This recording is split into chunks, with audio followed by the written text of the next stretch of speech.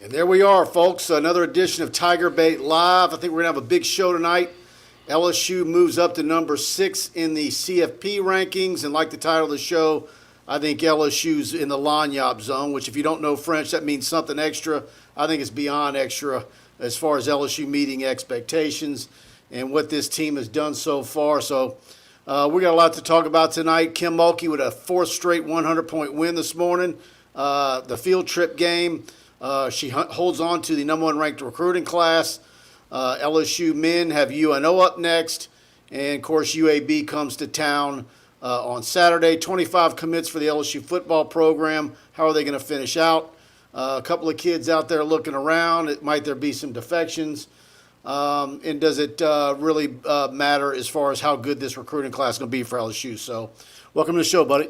Good to see you, Mr. Scarborough. Hope everybody doing well. Obviously, we are getting close to Thanksgiving next Thursday night, so I think Mike and all of us here, I don't want to speak for Brian and Preston and everybody, but all of us I know want to hope and wish you and yours the best of Thanksgiving. And oh, what a season to have so many things to be thankful for, Mike. Look, you and I were talking before the season. We got access this year to spring ball.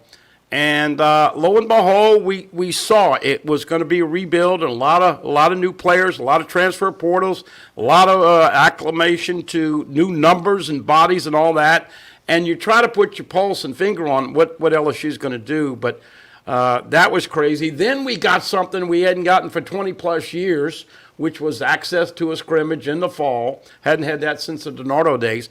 And look, they looked good the last week of fall practice, but then of course you started for real, you started tackling for real, you started playing for real, you started kicking extra points for real, had that faux pas against Florida State, got a little momentum, got blown out, and we knew it was going to be tough as soon as they lost Will Campbell the night before and then Dellinger during the game. But Tennessee, obviously, and can you believe it, ever since then, it has been a hell of a ride for this fan base, and who would have thought that 2 weeks left in the season, LSU's 8-2, but are the West champs, and Alabama's lost 2 regular season games. Mike, it's a story that none of us could foresee. Well, and you forget he's the first coach to beat Auburn and Florida in the same year on the road. Then he does, what he does at Alabama. Ole Miss comes in here a favorite. And it's just been unbelievable. At the end of September, a lot of fans were wondering if they're going to get to 6-6, and now they're number 6 in the CFP.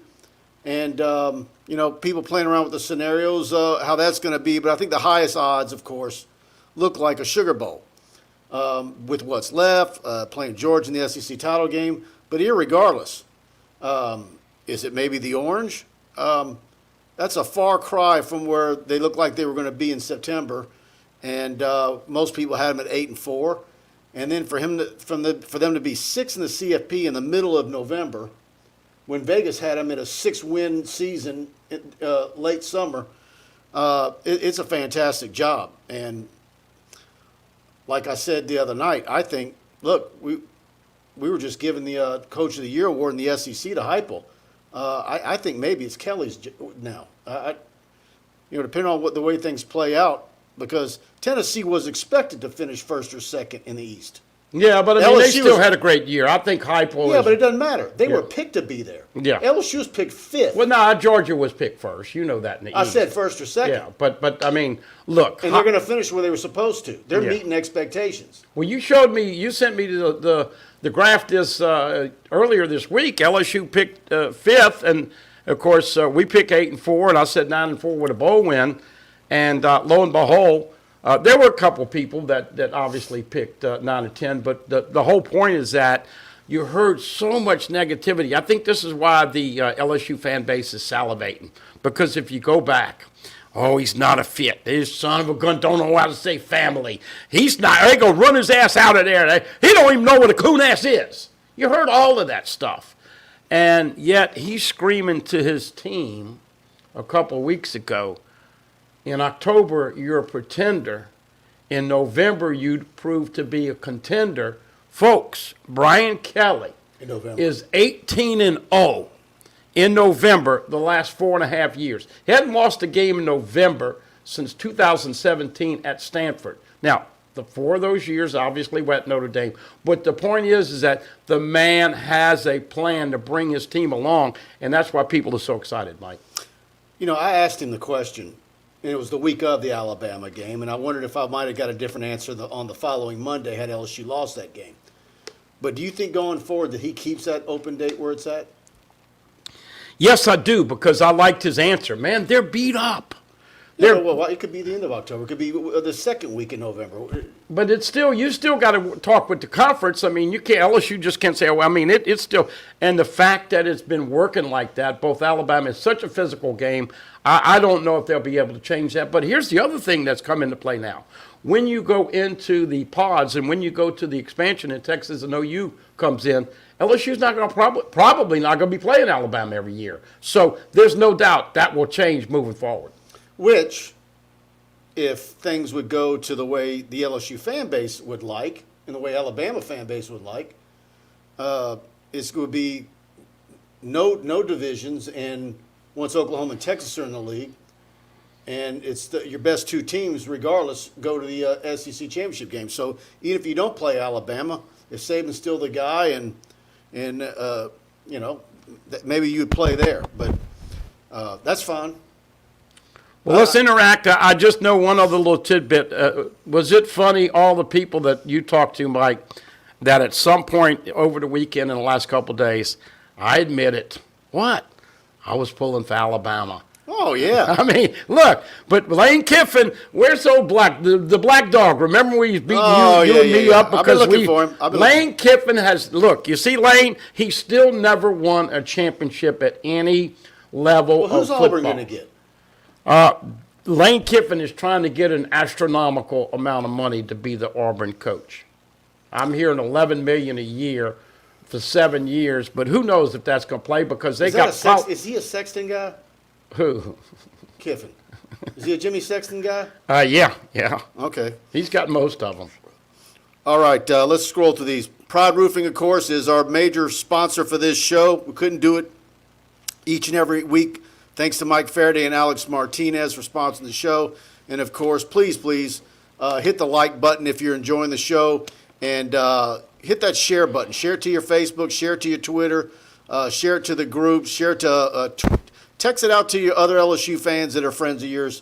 And we appreciate you guys having done that. The growth of this LSU Tigers on TigerBait YouTube channel is just growing astronomically. I think we've added 1,500 new subscribers in the last month. It's unbelievable, and it's thanks to you guys and word of mouth. Let me scroll through some of these. Go Tigers from Anubis. James Sells, what's up, men? Edward O, good evening, Mike and Buddy. Bill Frere, I predicted 10-2. Jawan Hearns, does LSU sell their allotment of tickets on their website for the SEC championship game? StubHub, Vivid Seats tickets are expensive. I don't know that answer, Juan. Is it Jawan or Juan? I'm not sure. I don't have that answer for you. Edo, who is the man claiming he predicted 10-2? Says Brambo. Bill, that was just purple and gold glasses. No one saw it coming. James Sells, I know UAB is up next, but I would like to see LSU go undefeated in the West. And you bring up a good point, James. Talking to A&M folks, that's their bowl game. They're not going anywhere after that. Their season ends with LSU. And they would love nothing more than to beat LSU. They're going to give everything they've got for that one. And we now know it's a night game in College Station. And so, there you go. Is Jimbo still calling plays? There you go. Is Harold Perkins still playing defense for LSU? Look, they went 24-21 with Alabama. They expect to get some guys back off injury. Look, they're going to I understand. Look, I think you need to respect the next couple of opponents, which is why I told you today you were asking me about trying to get in on the CFP. Look, folks, we're not trying to sound like Saban or Kelly or whoever, but you really do have to look ahead and take care of business. UAB's got an excellent running back, 17 touchdowns, averaging about 7 a carry. He's not an easy guy to tackle and bring down. Now you're playing from 11 in the morning till 8 o'clock at night, and all these other things. Final game for the seniors. Oh, by the way, we'll get into it. A lot of seniors are coming back. John Emery and others possibly coming back, not being honored. But and then A&M, I'm just saying, I've watched A&M a couple times, man, and they just find ways to lose games. Absolutely. So I think I like LSU if they can get a little consistency, Mike. That's what I want to see the next 2 weeks, consistency.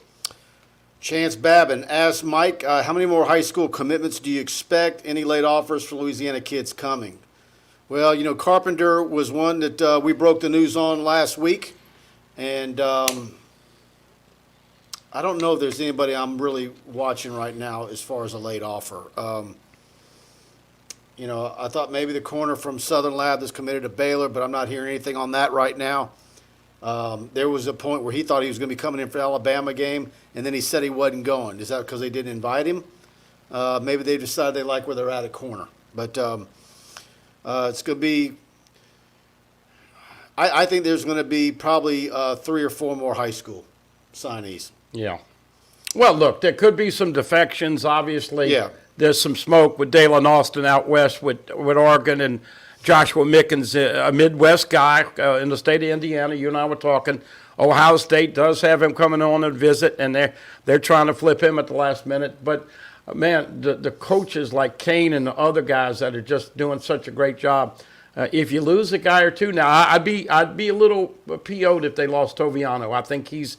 I don't see that happening. I don't see that happening. He didn't go to Texas, and A&M thinks they're going to get a visit. If they think they're getting a visit, maybe the kid's toying with them. Or I don't know what. I just don't see after.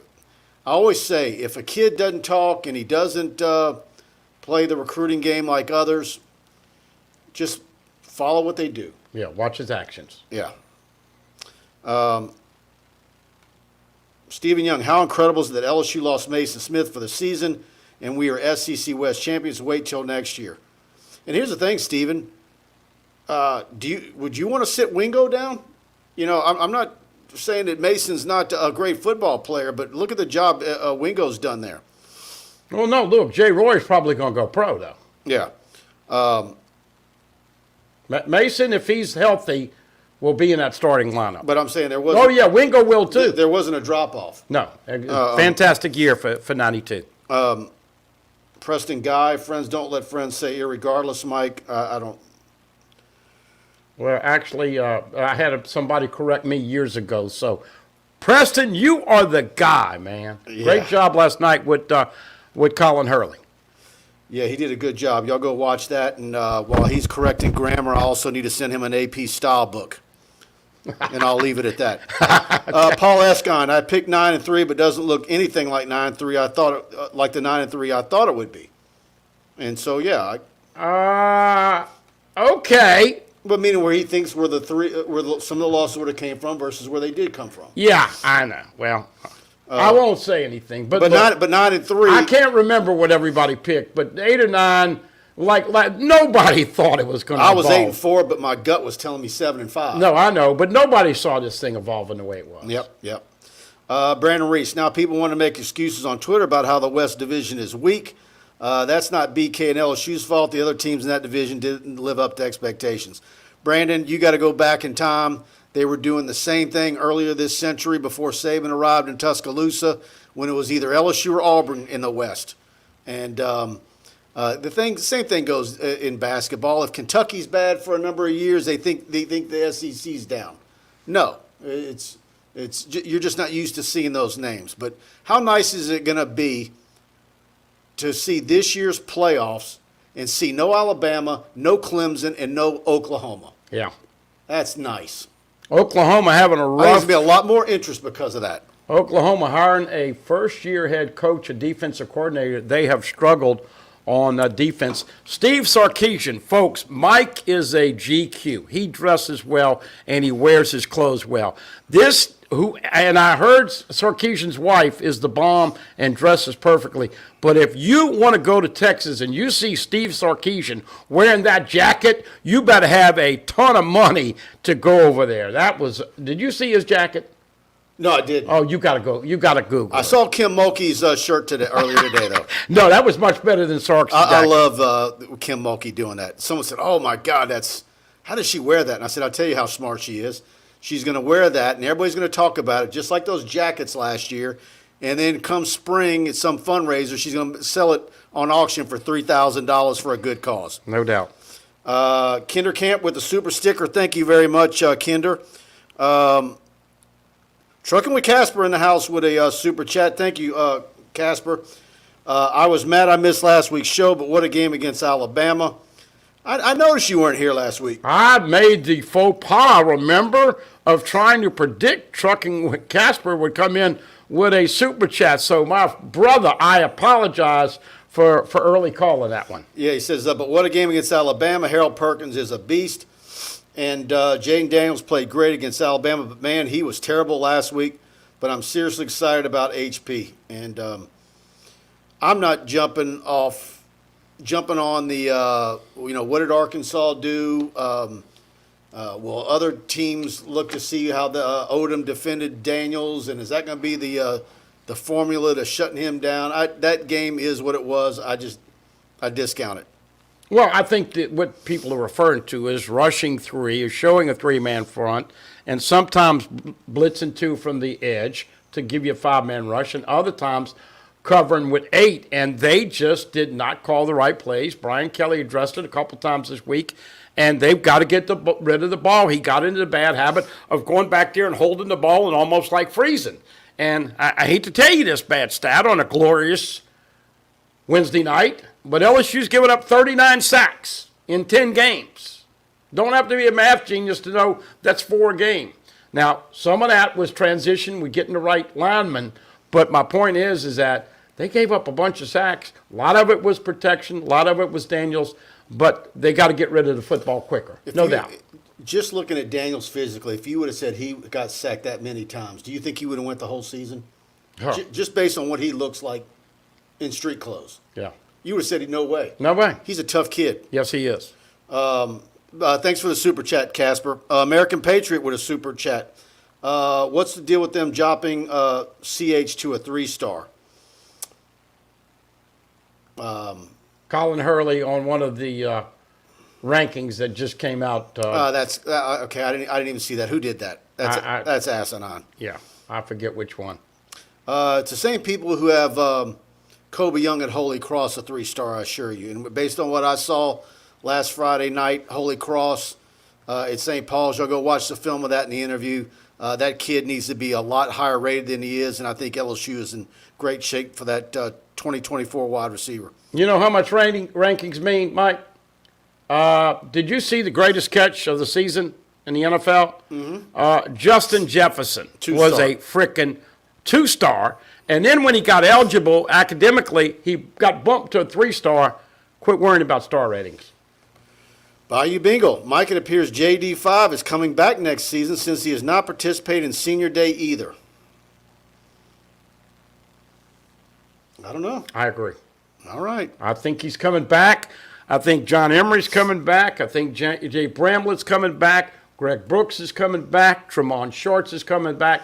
Or they're leaving the program because for whatever reason, they're not getting honored Saturday night about, 7:45. Yeah, I will have totally misread that one. What did I say on your show today? I'm going to need the world's biggest spatula because I've just been... Well, no, listen, he's going to get a draft grade, but what's been happening? Well, why not go ahead and go through?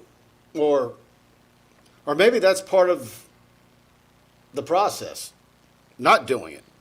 Well, look, he's already gotten one NIL deal, and if he stays for his senior year, as last year, he will get another NIL deal. Come on, let's be honest.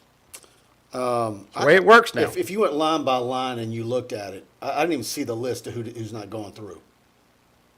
Are there juniors in there? No, some seniors that I just mentioned. Brooks is a senior. Jay Bramblett's a senior. John Emery's a senior. But because of the COVID year, Right. they get that extra year. Seven Banks is a guy. But see, all those guys have to come back in my mind. Well, yeah, because that's the. Yep. Not, Edward O. Mike, you're right. It's crazy that Jaden Daniels has held up this long. He is tiny. He's not tiny. He's angular. But he's not carrying a whole lot of weight. I don't know if he's 202 or 192. You know, some football players, particularly guys like him that run a lot, will actually lose weight during a football season. quarterbacks always tell you lose about 5 pounds a year. Yeah, during and the so- season. During the season. But the hits he's taken, and man, he just impresses me all the way around. All right, let me scroll up, guys. I scrolled down. I missed some of you guys. Edward O says Kiffin's not worth that kind of money. No kidding. Bill Frere says he's going to College Station to watch that knockout punch. I tell you what, I read some of their message boards, and I've never seen. I think LSU fans are oblivious to how much LSU is in their heads. Mm-hmm. If you read their message board, you would think that they were Auburn and LSU was Alabama. Well, I think They are both ate up with LSU over there. A&M and Texas is quite entitled. And oh, by the way, if you have an Alabama friend, I'm sure they still have not come to grips with the fact that LSU beat their ass on a 2-point play, and deservedly so. They were the better team. Now, if LSU plays like they did against Arkansas again the next couple of weeks, then I don't think people are going to have all this talk about wanting some of Georgia. But if they play like they did against Bama when they played Georgia, then now we're starting to cook. See, you said it, and last night Allie Gay said it twice. What's that? He said kick their ass, and he kicks ass, or he said ass a couple of times. And when the interview was over, I said, Allie, all these guys might have to bleep you, but I don't have to, you know, because I'll upload mine to YouTube. It's like HBO. You know what I listened to before I came over here? Allie Gay and Mason Taylor. There you go. Allie Gay, by the way, great little story. First time his parents ever going to see him play live in Tiger Stadium. It's been a heck of a ride for him for 3 years. He's a super guy. And I'm sorry, LSU did kick their butt. They won on a 2-point play. Great job, Coconuts. Bayou Bingo, Mike and Buddy appears Gump Reese Davis is very bitter about LSU getting in the playoffs if we beat Georgia. The Gumps are threatened by Coach Kelly and LSU. Reese went to the he made a name change today. Reese is now going to be referred to as Richard Davis. I usually try to watch Reese and look for any signs of him going there, and it's very rare. Almost never do I. He's usually. I need to see what y'all are talking about. Oh, man. But to be fair, it seems like everybody at ESPN lets their allegiances fly. You know, Ryan Clark, Spears, Booger, Tebow, they all do.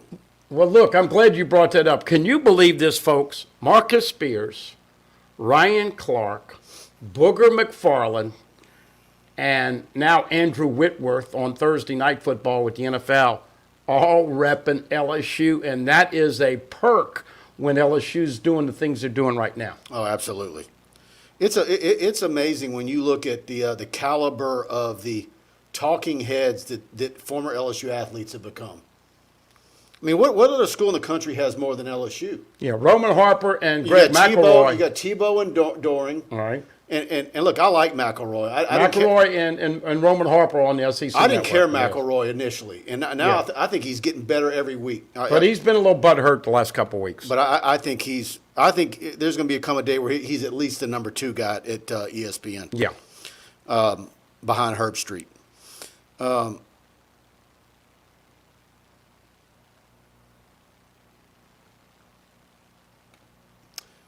Brambo, I think Denbrock should have ran the ball more. Arkansas was giving it up 198 yards rushing was with what LSU finished with. Well, they started doing it pretty well in the second half, and that's what did it. But boy, Josh Williams, he's he's getting the tough yards when you need him, and Armani Goodwin, when he comes in, he does something, seems to do something nice every time he gets his opportunity.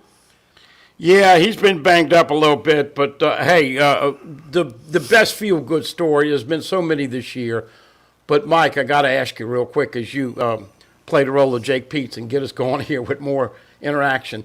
Did you ever think Josh Williams, we saw him, this kid's been around, 27 was a walk-on, and he's up for that award, the Bursworth Award, for the best walk-on in the country, but did you ever think he would be I never thought he'd become so good. No. Dude, he is playing great football right now. This is very reminiscent of the 2018 season where we went into it and you're like, man, LSU might have a running back problem. And then Brissett goes over 1,000 yards. Yeah. Clyde did some good things. He certainly wasn't the Clyde he was in 19. But they ended up having a really strong running game in 18 when most of us thought that was the weakest running back room that LSU had in 20-something years. And now look what Josh Williams is doing. So, and I still like Armani Goodwin. Yeah, I do too. I like Armani Goodwin, and John Emery has got to continue to work on ball security. And Noah Kane is. No offense to John Emery, but if I have a choice of putting in Emery or Goodwin, I'm putting Goodwin in. Yeah. Just because I know I'm not worried about him putting the ball on the ground. Well, you were following him in high school, and you said, well, there's only one little caveat. Mm-hmm. He said he's a hell of a back. But he had 4 fumbles in that game that you were at. And I said, man, you got to fix that. And, of course, I think it might be some kind of psychological thing. I don't know why it keeps happening. Dane Bergeron, Mike and Preston, according to the University of Nebraska Medical Center, chicken soup, while not a cure, has anti-inflammatory properties that soothe sore throats and ease the misery of colds and flu. Did you cut and paste that from Wikipedia, Dane? No, we all know that how great chicken soup is. But I don't know that I want to drink it without any noodles or little pieces of carrots in it. Chicken. But I didn't see anybody. They showed it on the sidelines. I didn't see anybody drinking any. I would really like to know how many, because you had the choice. There's three, right? What was the other one? Coffee, hot chocolate, and chicken broth. I'd like to know how many chose the broth. I didn't see any of them do it, but I'm sure they did. Maybe somebody like a Cole Taylor, somebody who's a little bit from the north. I don't know. Mark Chambers says, wish you could have ran the ball more Saturday. There's a lot of guys chiming in on that. Yeah, Scooby. Daniels coming back is a mistake. He'll be behind Howard. I'm not going there. And you guys know I'm the band leader for the Walker Howard Orchestra. But, yeah. Competition makes you better. Yeah. And we'll see. That's the fun part of going out to spring ball, Mike. DA, Mike, if number 5 comes back, do you see Garrett transferring to go to be a starter somewhere else? I think you get a whole bunch of guys. I mean, Nussmeier will be a redshirt sophomore. Mm-hmm. And certainly Walker will be a redshirt freshman. And, everybody, it's that time of year when everybody starts thinking, what about me? It's just natural, and it's especially the quarterback spot. A lot of scenarios that are left to play out. Stephen Young, Walker will play a lot next year regardless of J.D. returns. Well, Stephen, the problem with that is no other quarterback has played a lot this year. Unless you got a crystal ball and know that Jaden Daniels is going to get hurt week 3 next season.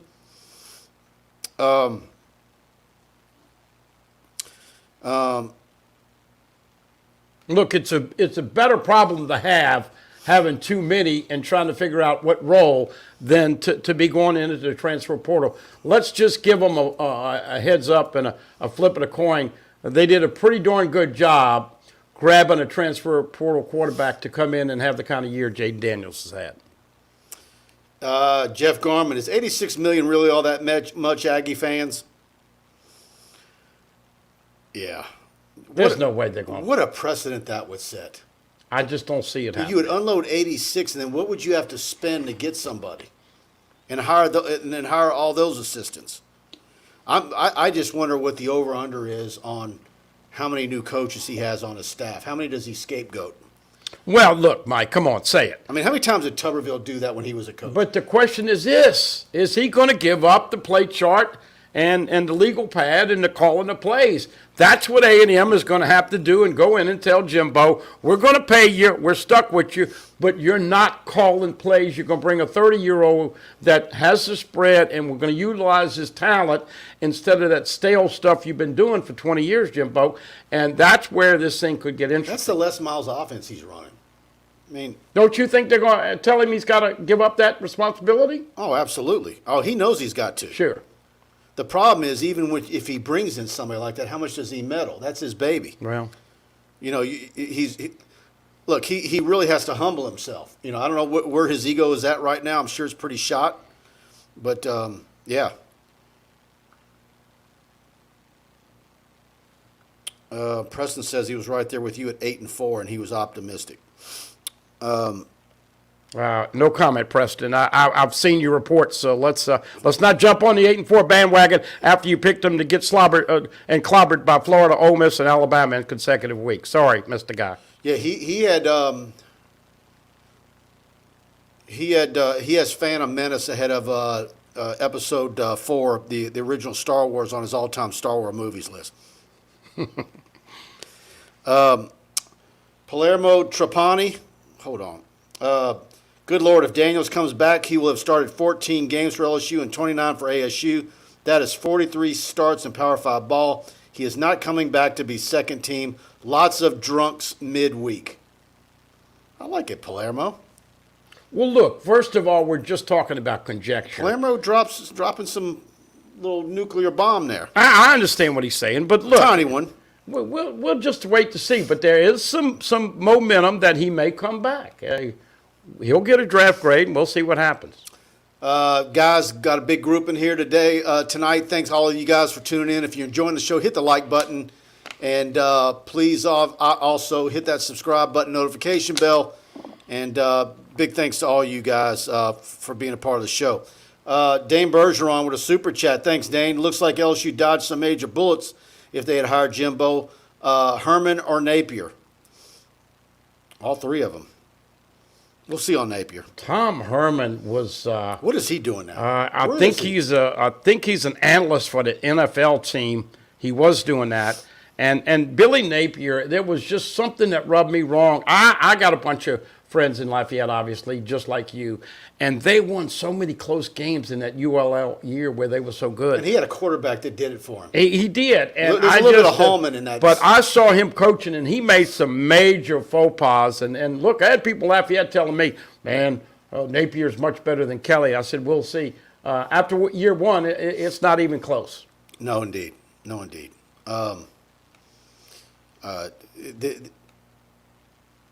Cajun fans told me, I've got one who's not as big of an LSU hater, and he flat out said, gave me a full listing of all of Napier's buffoonery coaching decisions during games over a several-year period. Okay.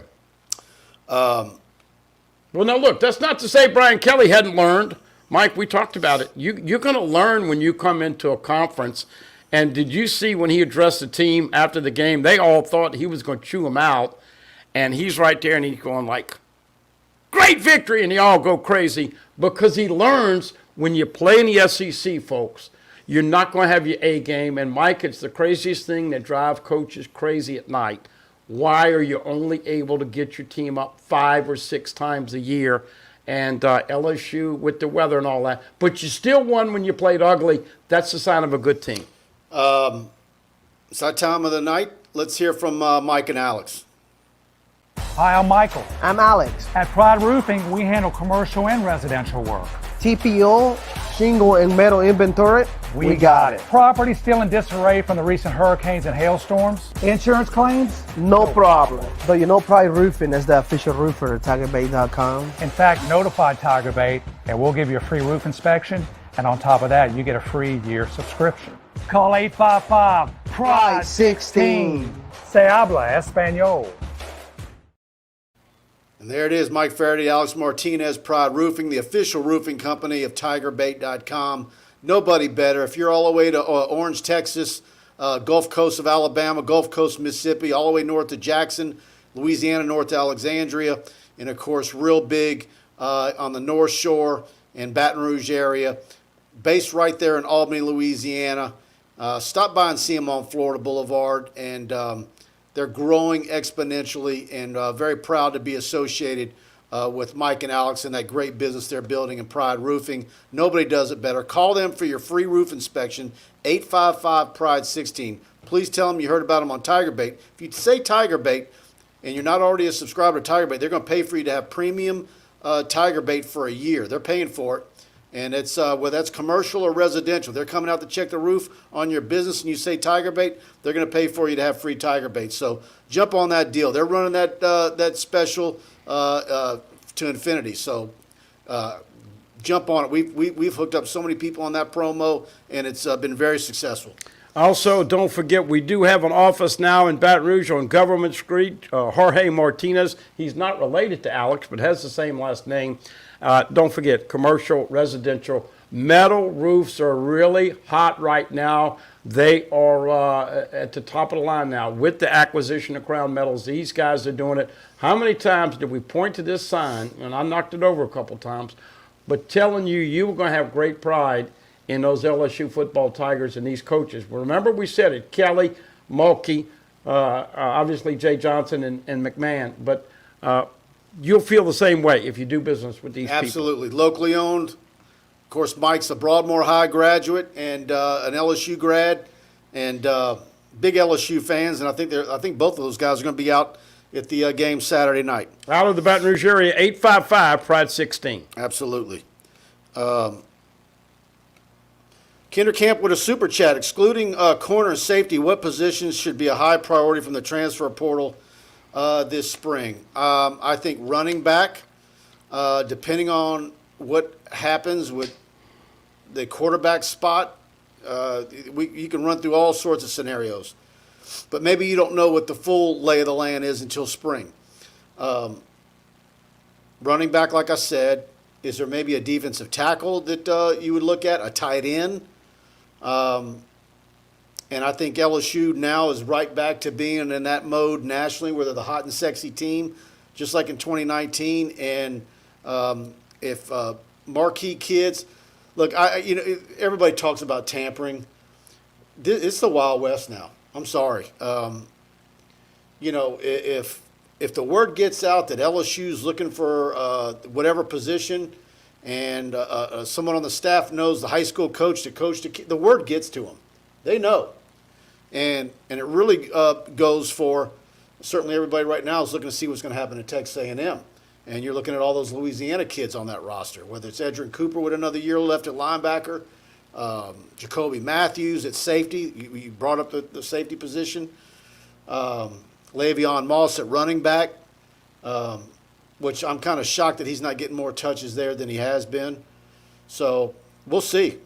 You got a couple other kids on that A&M team that LSU recruited. I also would be looking for a center, Mike. I don't think we've given Charles Turner. Yeah, what's Fitzgerald West going to do? Is he going to move back? I've seen him on both spots, listed at both as a center and a D lineman, but I don't think we've given Charles Turner enough credit, and here's why. Remember when they were trying to put Dellinger in there, and everybody, Coach Kelly even said it, you want to have a big guy that you don't get bull rushed right up the A-gap. And Turner came to LSU at 245 from IMG. He's about 290 or whatever now. But, man, there hadn't been that many bad snaps, and he's done a good job. But I think they could use a little depth with an offensive lineman at center as well. Absolutely. And, we did an interview with the number one kicker in the country from Bossier City Parkway. I don't know what's going on at Parkway. Got the number one girls basketball player, and for next year they got the nation's number one kicker. And but is there anything they need to do on special teams with specialists? Yeah. Hell yeah. Find them a punt returner and a kickoff return.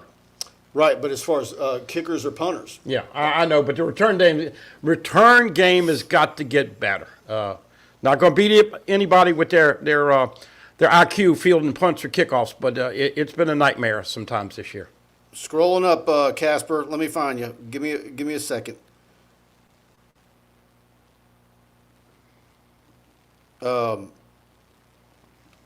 Casper sent another super chat, and we scrolled past it. He said, there it is.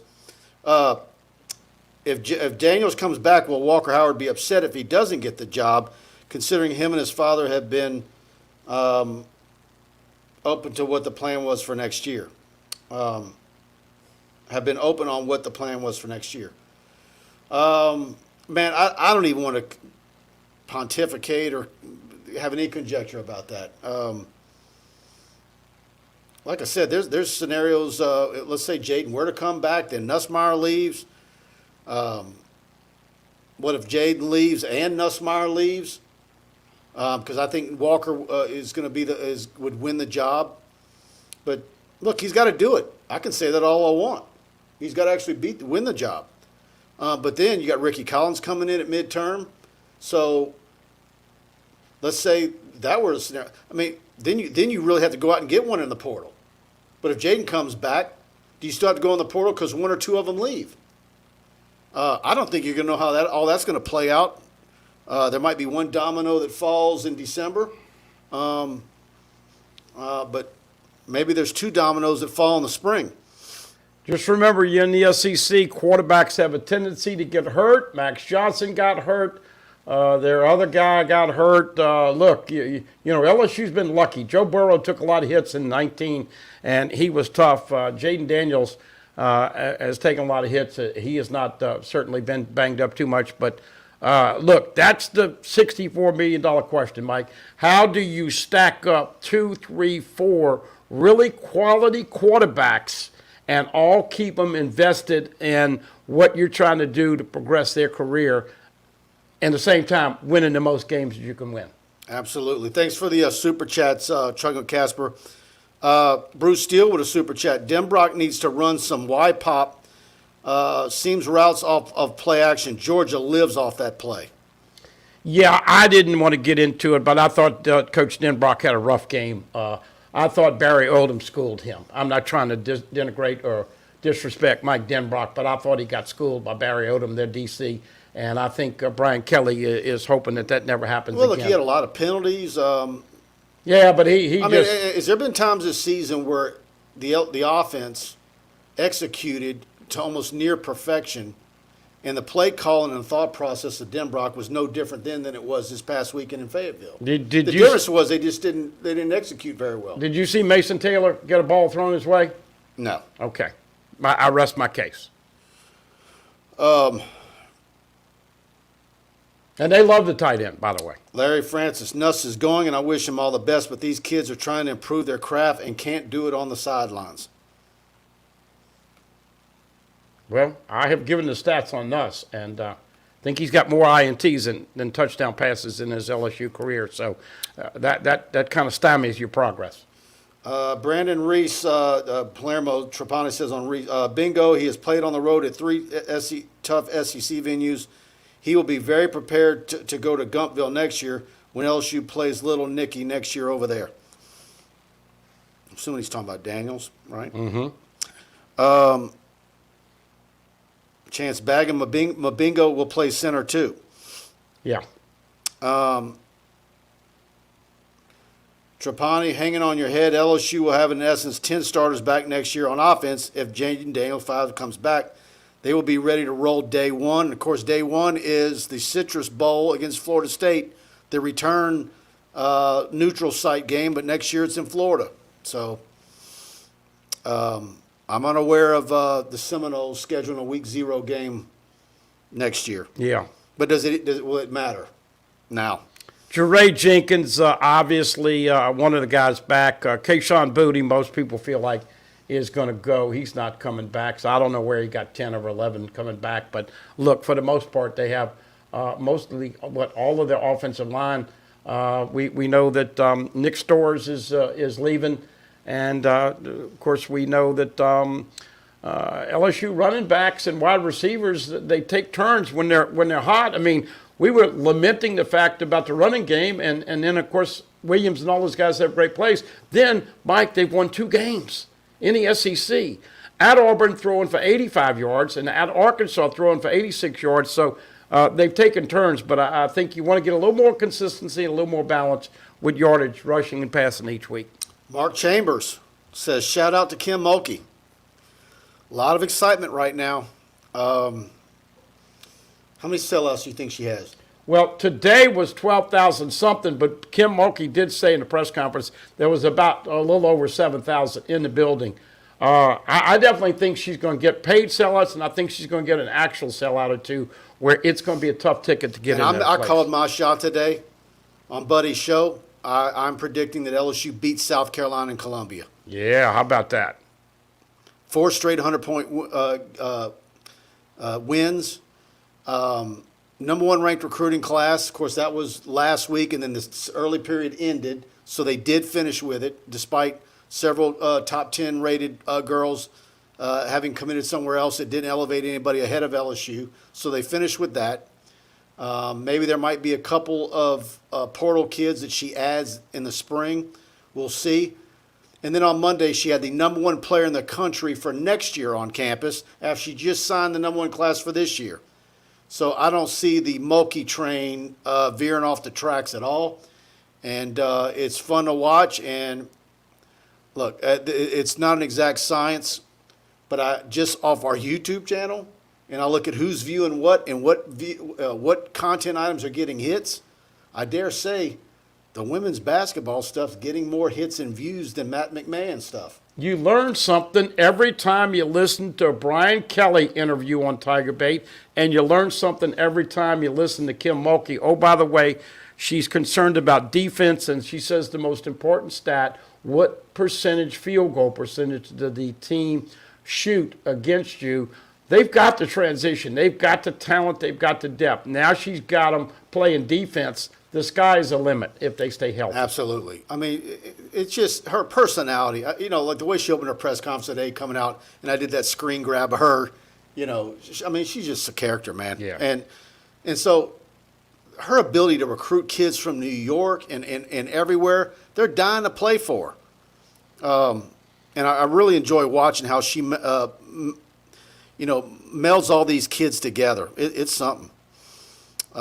She got a great recruiter on her staff, and she's also got Bob Starkey back. So it's a great time for And he's a LSU. super guy. I finally really got to talk to him a few weeks back. He's the best. There you go, Mark Chambers. Yeah, beat South Carolina in basketball. James Phillips, when does Coach Johnson announce his baseball signing class? Well, he had already kind of done something on that. They asked that. No, that's already been done. Yeah, and they did sign last week. It's just baseball does it different. Yeah, they release early. Yeah. Mark Chambers, again, newsflash, men's basketball will need time and a 55-gallon drum of luck. PCG, Mulkey owns the court as a coach just like she did as a player. Trugging with Casper at Brandon, I think the secondary will probably take a biggest hit is what Brandon said. And then Casper says, agree, but I think we have better talent once this class comes in, assuming we get Ricks and Toviano. And LSU looks good for both of those, especially Toviano. Rick's moved his signing up one day. Early signing, folks, for you not knowing, 5 weeks from today, Mike, December 21, and you can sign December 21, 22, and 23. Originally, Rick said it was going to be 23. He moved it one day up to 22. So we'll know where he's going. It looks like an LSU-Bama fight for him, right? Yeah. And there's been a lot of confidence at Alabama with him, but we'll see. Okay. Kerry Cooks has done a fantastic job, as is, all the guys in the building. And you know what time it is, folks. It's time to talk about Tony Freeman. If you're thinking of buying a home, ready to refinance your current mortgage, but haven't found a lender you can trust, let me tell you about Tony Freeman with Assurance Financial here in Baton Rouge. Dear friend of mine, many of my friends have used her over and over for their mortgage needs. Her knowledge and over 25 years of experience in the mortgage industry is unsurpassed. She offers a wide range of knowledge of home loan products, whether you're a first-time home buyer, ready to buy a new home, or you just want to explore your refinance options. Tony can guide you through your next mortgage experience. You can feel confident you're making the best financial decision with Tony as your guide. Not only is Tony a huge LSU fan, but Assurance Financial is a proud partner of LSU Athletics. Call Tony today at 225-239-7150. Again, that's 225-239-7150. And whatever you do, please tell her you heard about her right here on TigerBait.com. NMLS number 104765, Equal Housing Opportunity 70876. And if you're having to sell your home and you're looking to buy something else, refinance, whatever, you got to give her a call. Now's the time to do it. Rates going crazy, and she's going to get you locked in and chase down every piece of paper you need to close on time, and she's going to get you the best rate. And she's going to make it a joy to deal with her. They are big LSU sponsors. You hear them on the radio. Tony, personality for days, makes everybody feel so comfortable. And, Mike, it is very precarious times in a world we live in, and she just makes you feel at ease because she is the true professional, and you will love doing business with her. Among Butte, Jenkins, Neighbors, and Thomas Jr., who does everyone consider the starting 3 wide receiver in LSU's base 11 personal offense? So OLT, tight end plus running back Williams, and then JD5 coming back. That is 9 or 10. Well, all I can tell you is that not everybody's made decisions just yet. But look, they're gonna be appreciably better if Jaden Daniels comes back. And Mike, what do you think? Do you think Emory Jones? I got to ask you now. Look, we know you saw Lance Hurd, and you told me how important he was into this class. But is he good enough to come in and move Emory inside the guard, or do you think Emory would play right tackle again next year until Hurd gets a little get more acclimated to the speed of the game? Because, I mean, what's happening this year for those 2 true freshmen to play, that's unbelievable, really. Absolutely. There's going to be some you got to wait for the dust to settle on who you bring in. But spring's going to be very interesting. Kinder Camp with another super chat. Mason Taylor greater than Jake Johnson. Where is C. Richardson? Jake Johnson has 1 catch for either 2 or 4 yards. And C. Richardson, I think he's referring to Kobe Richardson. He's playing his final game in Tiger Stadium Saturday night. That's a 6-year guy from McNeese who was in the mix. And also, by the way, the former Cajun, Mekhi Garner, is being honored tomorrow. He was listed as a junior, but he's gone. And Mike Jones is also a guy that had another year left and looks like he's gone. Stephen Cubbett with a super chat. Thank you. What is Jeray Jenkins' draft grade? Well, we don't know what those are yet, but what would you say where he would go? 3rd? Well, I don't know where he is, but I don't know if people are realizing it. But he is going to probably make it because he can play special teams. Have you been seeing what he's been doing as a gunner and the tackles he's been making on punt return? Look for number 10. This, by the way, is the reason That's how you make an NFL roster. What's that? That's how you make an NFL roster. Exactly. That's how you make it, and we'll see. But that's the reason why Perk, I think, changed from number 10 to 40, because if you're both 10, you can't play special teams at the same time. And, by the way. That's how Russell Shepard hung around for so long. That's James Wright from Bell Chase. Look at the career he had. You're talking about kids that really didn't have the type of careers at LSU they wanted to have, but because they were so good and devoted to special teams, they had very good NFL careers. What else? Well, I was just going to say it's great to see a guy like that give up his body. And, by the way, this is a crazy stat. Jeray Jenkins leads LSU in TD receptions at 5. Are you freaked out that Booty has 1 touchdown reception? Malik Neighbors has 1. Jeray Jenkins has 5. I'd like to see Booty and Jeray and all of them get in the end zone this weekend. I'd like to see him throw the football around a little bit. A guy like Jeray, if he goes and makes a beeline for one of those special guys that teaches him to run the 40, and he goes and runs something crazy good number, how high could he go? I don't know. Yeah, I don't either. I just, it's third, the highest. I don't know. Yeah, Larry Francis says is saying what you're saying, buddy. Jure made a lot of special teams tackles.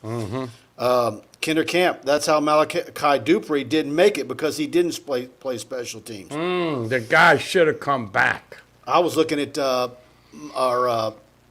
Vimeo where I have all my old. Man, I keep saying I'm going to do it, and I'm going to do one tomorrow, I promise. Man, I've got old interviews with Tyrann Mathieu. I've got Malachi Dupree in high school. The footage I got from over a decade ago that I need to put out and get on YouTube. And so I'm thinking I might do a Throwback Thursday deal. So, Yeah, that's a good idea. So I'm going to get something out there tomorrow. All right. I've got Godchaw. I got the first video I ever shot of Devin White against Iowa in the playoffs. Gotcha was in the news with social media this week. I don't know if you saw it. I missed it. You're smiling, so it must be something funny. Or Well, bad. he got a cake for his birthday, and let's just say it was a reflection of his girlfriend. Mike McGrath says, hello, gentlemen. Brandon Reese, hold on. Brandon Reese, the thing I like about the 23 class is that every offensive and defensive position group is accounted for at this point. Absolutely.